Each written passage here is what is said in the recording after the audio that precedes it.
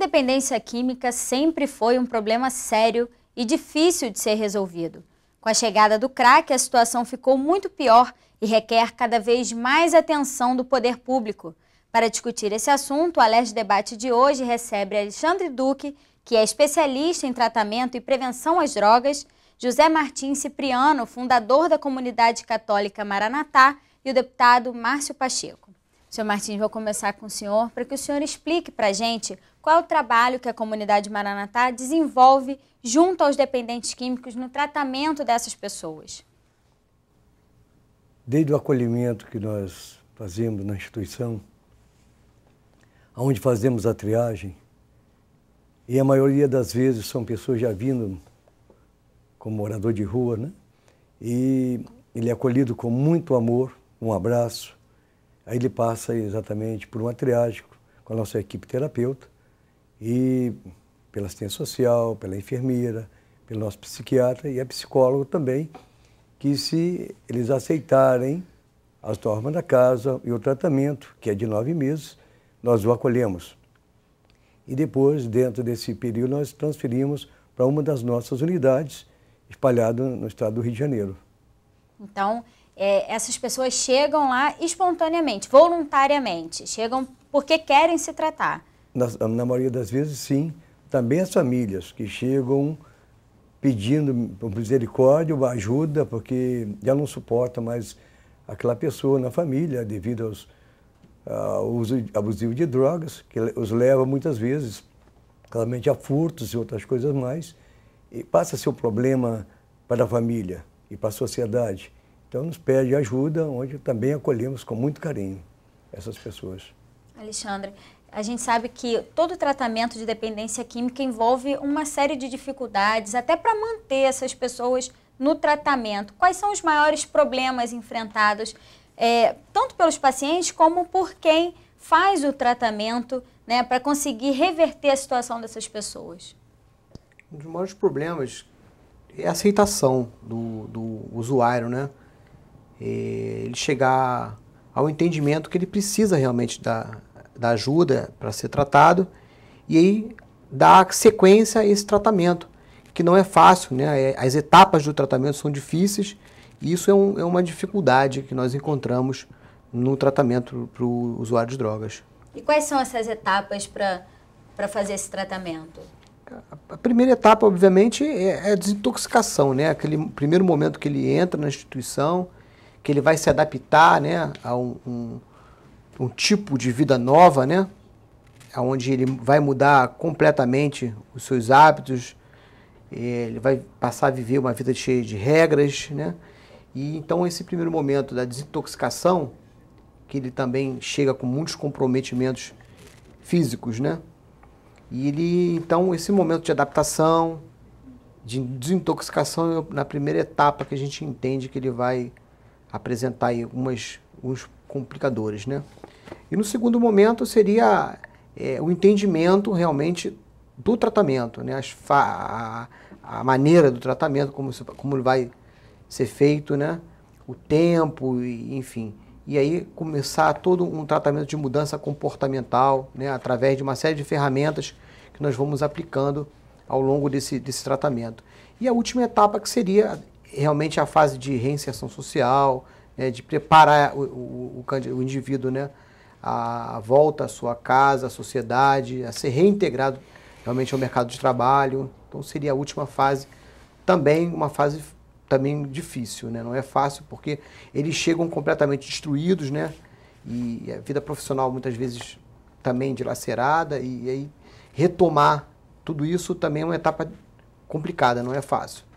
Deputado, essa questão da reinserção social é importante porque a gente vê, por exemplo, o projeto que a Prefeitura está desenvolvendo, tirando as crianças viciadas em crack das ruas e levando para os abrigos para fazer o tratamento, mas essa etapa da reinserção social fica muito difícil quando você não tem o apoio ou da religião ou da família, todo esse trabalho que é feito para que a pessoa possa voltar a trabalhar, voltar a conviver em sociedade. Esse trabalho é muito importante. Na verdade, eu conheço Maranatá há muitos anos e vi a doação do seu Martins e da sua esposa que foram tocados pelo testemunho dessa juventude, especialmente de um jovem que mudou e os trouxe para esse mundo, que não é um mundo simples, não é um mundo fácil.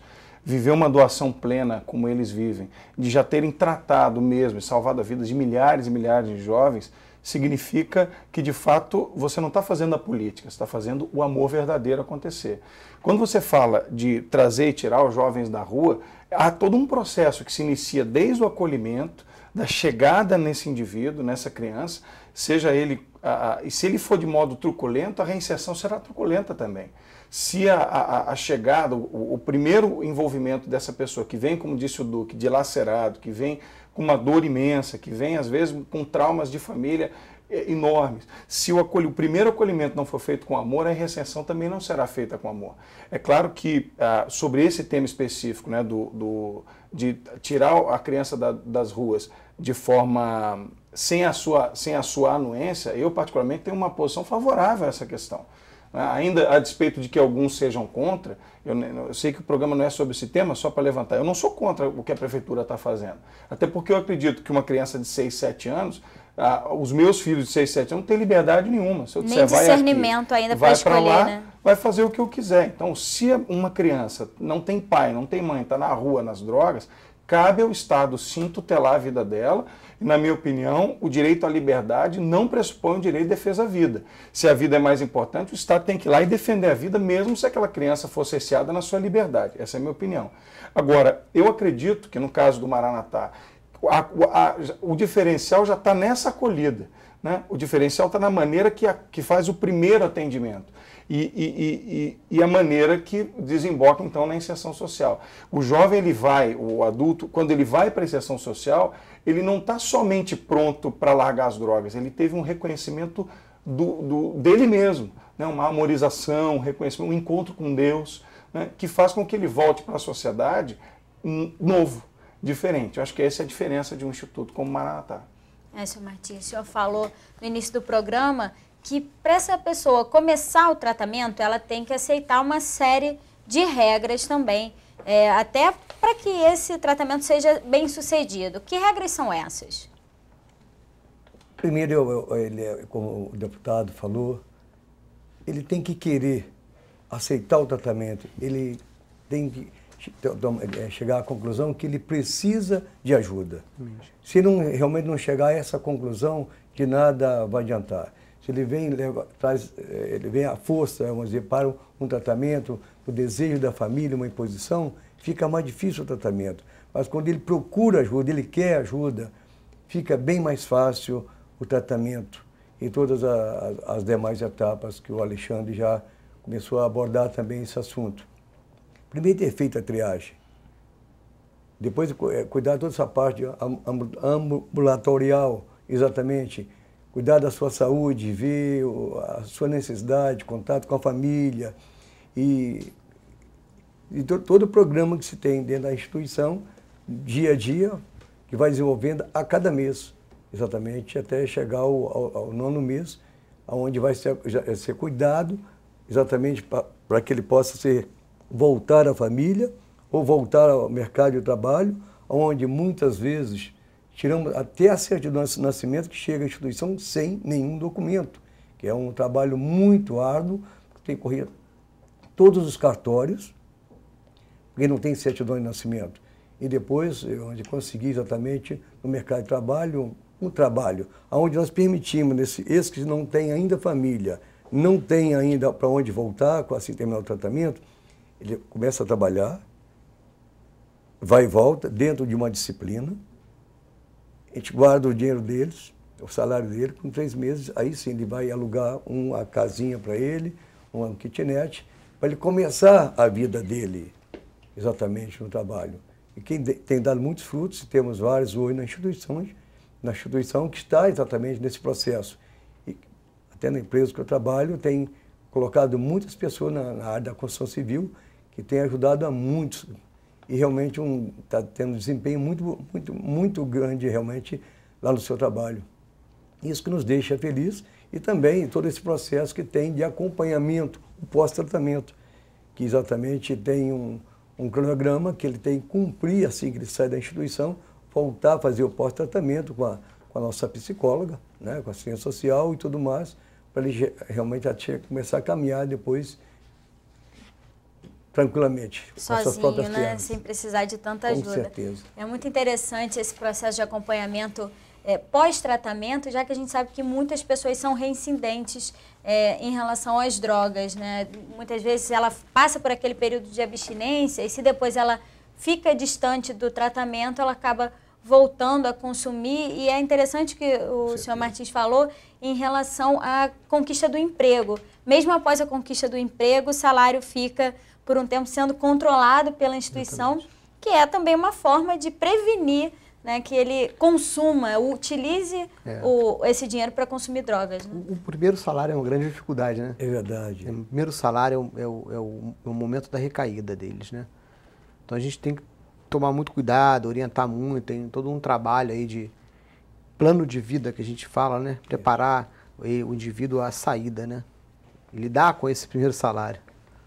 Isso é muito difícil, né? Ensinar de usar o dinheiro que ele ganha, não é verdade? Porque de repente ele está ansioso por comprar um tênis novo, uma camisa nova, e gasta o dinheiro dele indevidamente, até porque ele não precisa na instituição, tudo isso é doado para eles também, quando não tem família. E aí sim, com esse dinheiro ele pode começar uma nova etapa da vida dele, alugando um quartinho, ele dando uma fiança, que esse dinheirinho dá para ele dar uma fiança, pagando 3 meses, e ao mesmo tempo comprar um fogão, uma geladeira e começar a atividade dele. Isso é gratificante para nós, muito gratificante mesmo ver que muitos já conseguiram e estão passando por essa fase agora. E de alguma maneira é uma forma de dar muito mais autoestima para as pessoas também, sem né, dúvida, deputado? Sem dúvida. A gente vai falar no próximo bloco sobre de que maneira o governo do estado pode ajudar essas instituições a desenvolverem esse tipo de trabalho. A gente volta já já, é só um minutinho.